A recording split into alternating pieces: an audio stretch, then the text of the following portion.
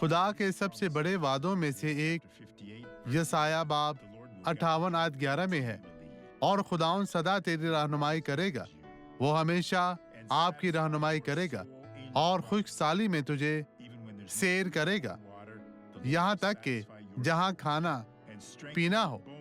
خداوند آپ کی روح کو تازہ بھی کرے گا، خداوند تمہاری روح کو مطمئن کرے گا اور تیری ہڈیوں کو قوت بخشے گا۔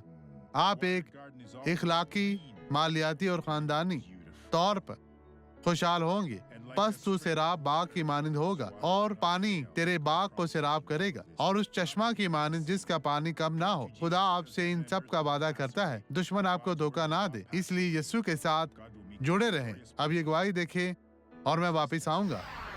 جب میں آج یہاں پہنچی ہوں تو میں لنگڑا رہی تھی، مجھے چوٹ لگی تھی 1 ماہ قبل پہلے میرے پاؤں میں۔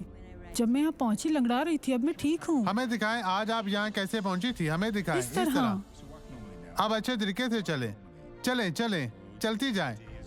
آج آپ کا دن ہے بہن، چلتی رہیں۔ اب آپ ٹھیک ہیں۔ اب میں آپ کے لیے دعا کرنا چاہتا ہوں۔ باپ، میں اپنے ایمان کو اس شخص کے ایمان سے جوڑتا ہوں، اور میں شیطان کو اس شخص کو چھونے سے منع کرتا ہوں، اور اس دل میں جو کمزوری کی روح جمی ہوئی ہے، اس نے ایک رگ بند کر دی ہے، ایک شریان جس کی وجہ سے یہ شخص نازک حالت میں ہے۔ یہ روح اب ختم ہوتی جائے گی۔ شیطان، میں تجھے یسوع کے نام میں حکم دیتا ہوں کہ ان لوگوں کو چھوڑ دے، ان کی زندگی سے چلا جا اور کبھی بھی واپس نہ آنا، مسیح یسوع ناصری کے نام میں۔ اور آپ کہیں آمین۔ خداوند آپ کو برکت دے۔